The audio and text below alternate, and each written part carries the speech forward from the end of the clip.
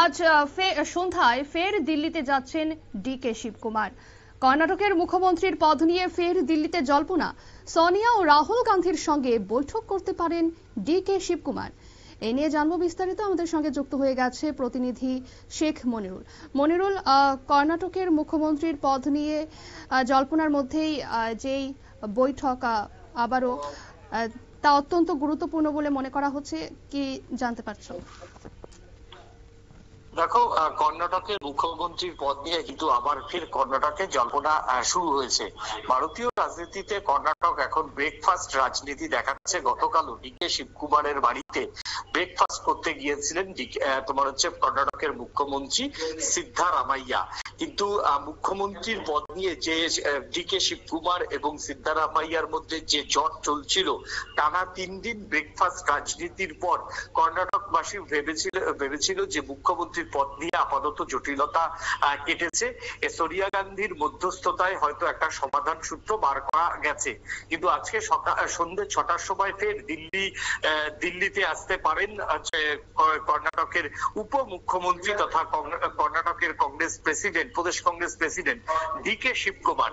এবং ডিকে শিবকুমারের দিল্লির আসার খবরের পরই কিন্তু ফের জল্পনা শুরু হতে থাকে। দেখো, কে হবেন মুখ্যমন্ত্রী তা নিয়ে কিন্তু ইতিমধ্যেই মল্লিকার্জুন খার্গে সিদ্ধারামাইয়ার সঙ্গে এবং ডিকে শিবকুমারের সঙ্গে বৈঠক করে কংগ্রেসের সভাপতি মল্লিকার্জুন খার্গে কোনো সমাধান সূত্র বের করতে পারেননি।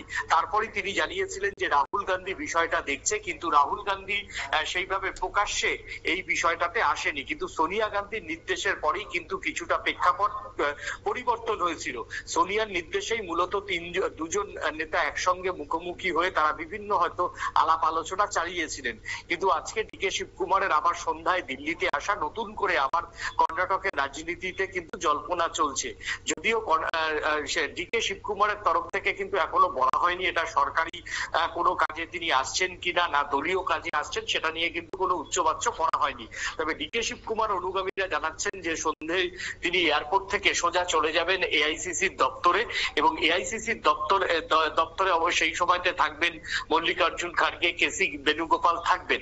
এখন দেখার যে ডিকে শিবকুমার এআইসিসির দপ্তরে আসার পরে তাদের সঙ্গে কি আলোচনা হয় এবং আগামীকাল সংসদে পার্লামেন্ট অধিবেশনের আগে সোনিয়া গান্ধী ডিকে শিবকুমারের উদ্দেশ্যে কোনো বার্তা দেন কিনা, সেটা নিয়ে কিন্তু এখন কর্ণাটকের রাজনীতিতে ফের জল্পনা শুরু হয়েছে।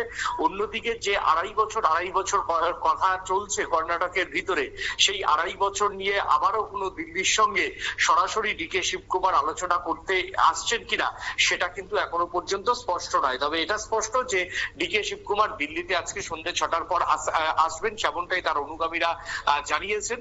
অন্যদিকে তিনি আজকে এআইসিসির দপ্তরে আসতে পারেন বলে এমনটাই কংগ্রেস সূত্রের খবর। ধন্যবাদ মনিরুল। আপনারা শুনলেন মুখ্যমন্ত্রী সিদ্ধারামাইয়া এবং উপমুখ্যমন্ত্রী ডিকে শিবকুমার নিয়ে জল্পনা তো চলছিল। কর্ণাটকের মুখ্যমন্ত্রীর পদ নিয়ে ফের জল্পনা দিল্লিতে। আজ সন্ধ্যায় ফের দিল্লিতে যাচ্ছেন ডিকে শিবকুমার। সোনিয়া ও রাহুল গান্ধীর সঙ্গে বৈঠক করতে পারেন শিবকুমার। তবে কে হবে মুখ্যমন্ত্রী তা নিয়ে কিন্তু সংশয় থেকেই যাচ্ছে। এখন বৈঠকে কি আলোচনা হয় সেটাই দেখার। সংবাদ এখনকার মতো এই পর্যন্তই। পরবর্তী আপডেটের জন্য অবশ্যই নজর রাখুন নিউজ ভ্যানগার্ডের পর্দায়। নমস্কার।